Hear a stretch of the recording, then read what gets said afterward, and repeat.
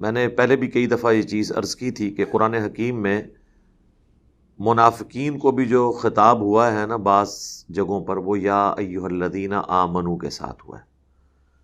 پھر ہم اس کا ترجمہ کرتے وقت حالات و واقعات اور کانٹیکسٹ کی روشنی میں اس کو یوں پھر ترجمہ کر دیتے ہیں کہ اے وہ لوگوں جو ایمان کے دعوے دار ہو. ظاہر ہے کہ کامل الایمان مومنین کو تو یہ خطاب نہیں ہو رہا، یا بعد میں آنے والے نسلی مسلمان جو عقیدے میں کمزوریوں کا شکار ہیں، وہ بھی ایک دعوے دار ہی ہے نا. تو اس کے ثبوت میں کئی ایک آیات ہیں، ان میں سے ایک آیت یہ بھی ہے سورۃ النساء کی آیت نمبر 136. آپ ذرا اس کے الفاظ کے اوپر غور کریں تو ظاہر ہے کہ یہ کامل الایمان مومنین سے یہ بات نہیں کی جا سکتی. کامل الایمان مومنین تو پہلے ہی سر تسلیم خم کیے ہوئے ہیں.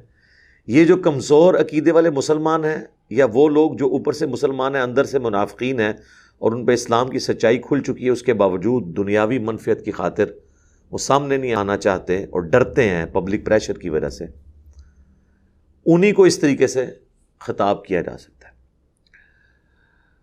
منافق کا جو ورڈ ہے یہ نفق سے نکلا ہے، اور نفق عربی میں کہتے ہیں سرنگ کو، ٹنل کو. ریل گاڑی کی سرنگ تو ہم نے یہاں دیکھی ہیں، عرب ملکوں میں تو یہاں پہ بھی ابھی بعض جگہ پر کوہاٹ کے پاس ایک ٹنل بنی ہے جو روڈ والے راستے میں. اسی طریقے سے بعض جانور ہیں وہ ٹنل کھودتے ہیں زمین کے اندر، خرگوش ہیں، چوہے ہیں، تاکہ اگر ایک سوراخ کی طرف سے کوئی جانور ان کو شکار کرنے کے لیے آئے تو وہ دوسرے سے نکل جائے. ایسکیپ روٹ ان کے پاس موجود ہوتا ہے. منافق کو منافق اس لیے کہا جاتا ہے کہ اس کے بھی دو رخ ہوتے ہیں، جیسے ایک سرنگ کے دو رخ ہیں. ایک رخ اس کا وہ ہوتا ہے جو مسلمانوں کی طرف ہوتا ہے، ان کو خوش کرتا رہتا ہے ہر وقت. ان کو کہیں پہ اگر پتہ چل جائے یا کہیں پہ خدشہ ہو کہ یہ دو نمبری کر رہا ہے، یہ اندر سے ٹھیک نہیں ہے، تو اس کی وہ چاپلوسی شروع کر دے گا. اور دوسرا رخ اس کا ہوتا ہے کافروں کی طرف، جہاں وہ ان کو تسلی دیتا ہے کہ بھی میں تمہارے ساتھ ہوں، کچھ حالات و واقعات ہیں، کل کو برا وقت آیا تو ہم آپ کے ساتھ کھڑے ہوں گے. اور جب ان پہ برا وقت آتا ہے ان کے ساتھ کھڑے نہیں ہوتے، اور جب مسلمانوں پہ برا وقت آتا ہے وہ ان کے ساتھ کھڑے نہیں ہوتے. منافق بیسیکلی دنیا دار ہوتا ہے، بٹر فیکٹس آف لائف، جو تلخ حقائق ہیں زندگی کے، ان کو وہ فیس نہیں کر سکتا. جو تلخ حقائق کو فیس کر سکے وہ یا کافر ہوتا ہے یا مسلمان ہوتا ہے. اس لیے آپ دیکھ لیں ابو جہل نے اپنے باطل عقیدے کے لیے گردن کٹا دی، عبداللہ ابن ابی اس کے لیے تیار نہیں ہوا کیونکہ وہ منافق تھا، وہ کافر تھا. اسی طریقے سے مسلمانوں میں تو کئی صحابہ ہیں جنہوں نے اپنی جان لوٹائی ہے اللہ کی راہ کے اندر. تو اس لیے منافق جو ہیں اللہ کے نزدیک کافروں سے بھی بدتر ہے. کافر پھر بھی کسی بنیاد پہ کھڑا ہے، غلط نظریے پہ ہی صحیح، لیکن ایک جگہ کھڑا تو ہے نا. اور کافر مسلمانوں کے لیے زیادہ خطرناک نہیں ہوتا. کیوں؟ اس لیے کہ اس کا کفر عیاں ہے. منافق اس لیے ہمارے لیے نقصان دہ ہوتا ہے، اہل ایمان کے لیے، مسلمانوں کے لیے، کہ وہ اوپر سے مسلمان ہے، لوگ اسے مسلمانوں کی طرح ٹریٹ کر رہے ہیں اور اندر سے وہ جڑیں کاٹ رہے ہیں. آج کی ڈیٹ میں ہم کسی کو منافق کہہ نہیں سکتے. آج کی ڈیٹ میں اگر کوئی شخص کمزوری ایمان کا شکار ہے، اس کی حرکتیں میں نظر آئی ہیں، ہم زیادہ سے زیادہ اسے یہ کہہ سکتے ہیں کہ یہ کمزور عقیدے والا مسلمان ہے. کیوں؟ وہی کا سلسلہ ختم ہو چکا ہے. دل کی کیفیت تو اللہ ہی بتا سکتا ہے نا. دیکھنے میں تو دونوں چیزیں ایک جیسی نظر آ رہی ہیں آپ کو، ایک کمزور عقیدے والا مسلمان اور دوسری طرف منافق. اس کی بھی حرکتیں وہی ہیں، اس کی بھی حرکتیں وہی ہیں. اب یہ کون ڈیسائیڈ کرے گا کہ یہ دنیا داری کی وجہ سے کر رہا ہے یا واقعی اندر سے یہ اسلام کا دشمن ہے؟ وہی کے بغیر تو آپ اس کو ڈیفائن کر ہی نہیں سکتے. بخاری اور مسلم دونوں میں حدیث ہے کہ منافق کی 4 نشانیاں ہیں. نمبر 1، بات کرے گا تو جھوٹ بولے گا. نمبر 2، عہد کرے گا تو وعدہ خلافی کرے گا. نمبر 3، امانت رکھی جائے گی تو خیانت کر دے گا. اور نمبر 4، جب کبھی معاملہ ہوگا، جھگڑا ہوگا تو وہ گالی گلوچ کے اوپر اتر آئے گا. اب مجھے بتائیں ان 4 میں سے کون سی ایسی نشانی ہے کوئی ایک نشانی جو کوئی مسلمان دنیا میں دعویٰ کر سکے کہ میرے ساتھ کبھی ایسا نہیں ہوا، الا ماشاء اللہ. اور نبی علیہ السلام فرمایا جس میں چاروں پائی جائیں وہ پکا منافق، جس میں ایک پائی جائے وہ منافقت کے اوپر ایک شاخ کے اوپر تو ہے. بات کرے جھوٹ بولے. جھوٹ اس وقت دنیا میں کس قوم کا ترہ امتیاز بنا ہوا ہے؟ وعدہ کرے، وعدہ خلافی کرے. وعدہ خلافی کس قوم کا ترہ امتیاز بنا ہوا ہے؟ امانت رکھی جائے خیانت کرتے. ہمارے جو حکمران ہیں یہ جب حلف اٹھاتے ہیں میں آئین پاکستان کا وفادار رہوں گا، اور سارے فراڈ یہ لوگ کر رہے ہوتے ہیں، چاہے وہ پولیٹیکل لیڈرز ہوں چاہے وہ ریاستی اداروں کے لوگ ہوں، آئین کے ساتھ غداری کرتے ہیں. تو امانت رکھی جی خیانت کر دی. اور جب جھگڑا ہو تو گالی گلوچ پہ اترے. تو گالی گلوچ تو تکیہ کلام بنا ہوا ہے. لیکن ہم ان سب لوگوں کو منافق نہیں کہتے، ہم کہتے ہیں کہ یہ عملاً منافق ہیں. عقیدے میں ہمارا حسن ظن ہے کہ مسلمان ہی ہوں گے، اعمال ان کے منافقین والے ہیں. لیکن ہم انہیں منافق نہیں کہیں گے. یہ ان کو کہا جاتا ہے، اس کی ٹرم جو ڈیوائز کی جاتی ہے وہ ہے عملی منافق، اور دوسرا ہوتا ہے اعتقادی منافق. اعتقادی منافق نبی علیہ السلام کے زمانے میں تھے، جو وحی کے ذریعے بتا دیا گیا، عبداللہ ابن ابی یا اس کے ساتھی. آج تو ہم کسی کو نہیں کہہ سکتے کہ یہ منافق ہے. ہاں عملاً کہہ سکتے ہیں کہ یہ عملاً نفاق والا ایٹیچیوڈ اس میں پایا جاتا ہے. ہو سکتا ہے عقیدے میں بھی کئی ہمارے ساتھ منافقین ہوں، ہمیں پتہ نہیں ہے. کئی امام مسجد اور خطیب اور مفتیاء پاکستان میں نہیں پکڑے گئے جن کے ختنے بھی نہیں ہوئے تھے، وہ را کے ایجنٹ تھے. ان کی خاطر تو کتنے لوگوں نے عوام الناس سے جھگڑے بھی کیے ہوں گے مفتی صاحب کی عزت افزائی کے لیے کہ جی آپ کو مفتی صاحب سے بات کرنے کی تمیز نہیں ہے. اور پتہ یہ بعد میں چلا کہ مفتی صاحب کے تو ختنے ہی نہیں ہوئے. یعنی وہ ہندو تھے، مسلمان بنے ہوئے تھے اوپر سے. تو وہ آج کی ڈیٹ میں جب تک ایون ختنے بھی چیک ہو جائیں پھر بھی وہ کنفرم نہیں ہے، ختنے کرا کے بھی آ سکتا ہے کوئی ایجنٹ.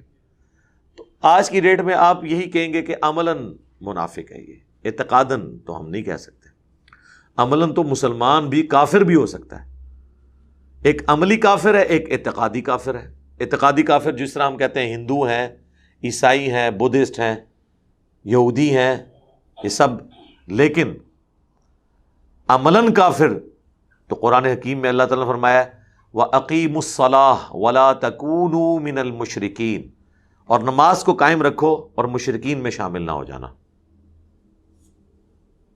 اور صحیح مسلم میں 246 نمبر حدیث ہے، بندے کے کفر اور ایمان، شرک اور ایمان کے درمیان فرق نماز ہے.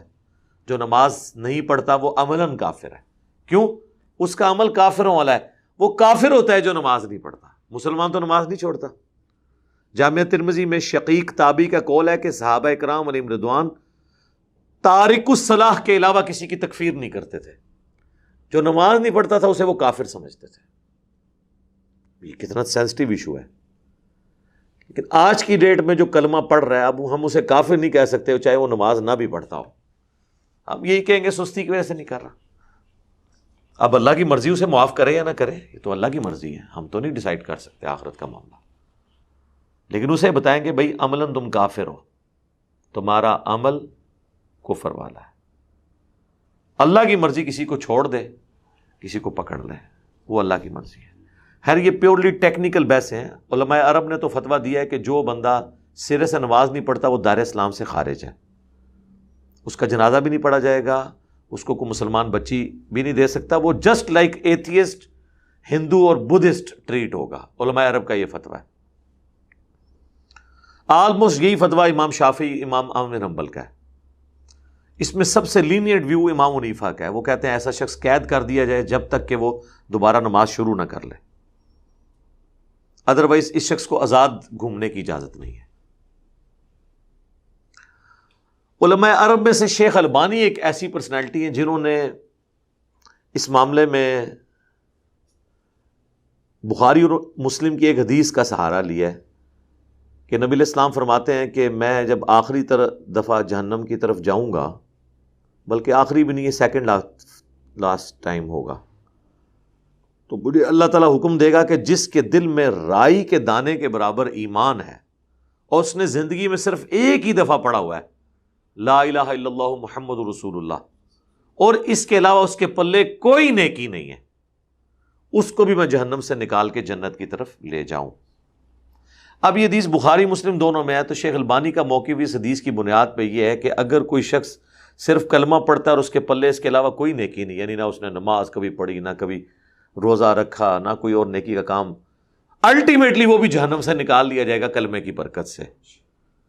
اور وہ اس حدیث کی بنیاد پہ یہ سمجھتے ہیں کہ ہمیں تارک الصلاح کو کافر نہیں کہنا چاہیے، باقی ہر طرح کی سرزنش اس کے اوپر کریں، لیکن جب وہ کلمہ گو ہے نا تو کلمے کا احترام کریں۔